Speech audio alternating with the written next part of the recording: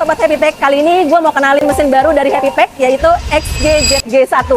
Nah, ini tuh mesin capping otomatis yang udah dilengkapi dengan unscrubble botol, dan ini juga udah termasuk servo inverter. Dan untuk mesin ini juga sudah menggunakan stainless spool 304. Ya, kali ini kita mau coba tes mesinnya pakai botol dengan ketinggian di 21 cm dengan diameter botolnya di 3,5 cm. Menggunakan mesin ini bisa di 1000 botol per jam.